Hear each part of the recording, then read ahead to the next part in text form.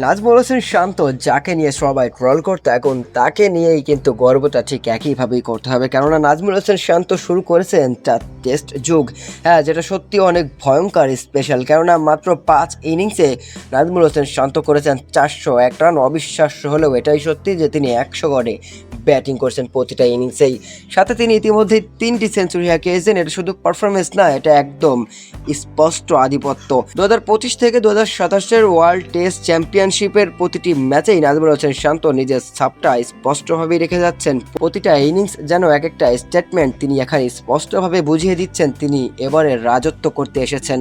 মূলত এভাবেই যদি চলতে থাকে তাহলে নাজমুল হোসেন শান্ত টেস্ট ক্রিকেটের নতুন এক অধ্যায়ের নাম লিখতে চলেছেন।